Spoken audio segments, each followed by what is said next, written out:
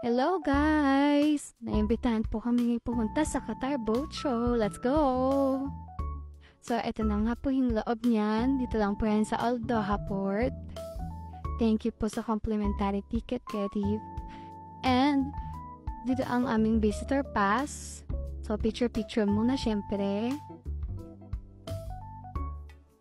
And, lakad-lakad ulit. At kasama ko nga pala dito ang aking BFF na si Bax, o diba, slow mo pa yung konti. At ito na ang mga yate guys. Ito, first time ko lang dito makapunta. At maganda nga talaga siya. Lahat ng mga yate dito ay galing pa sa ibang bansa. Iba originated dito sa Qatar. Nakakamangha, madami din dito tayong kabayan. At ito lang nakakatuwa lang yung mga isda. Ayan. Yan sila. Wow, look at the things here. Siyempre, lakad-lakad uli kami ni Bax. So, siya talaga ang star ng aking vlog. Shout out sa iyo, Bax.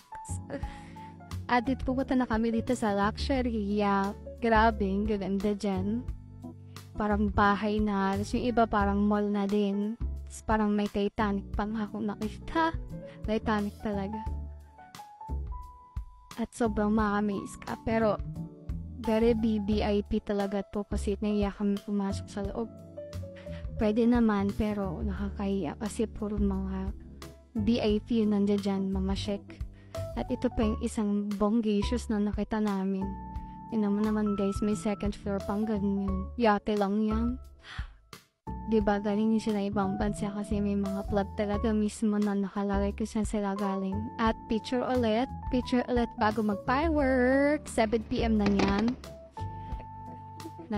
Nagpa-fireworks si Kata. Sino ko dyan? Yan. Konting picture and then last fireworks na to. Pagtas itong mga pictures. Ayan. O, diba? Hindi ko na alam kung ilang minuto tumagal yan, pero matagal siya. Ayan.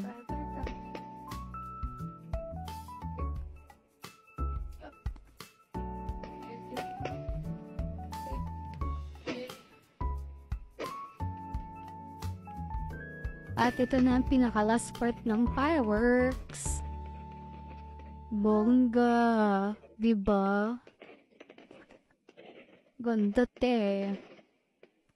At syempre, nakakagutom paglalakad. Kaya nagpapadjans kami before umuwi.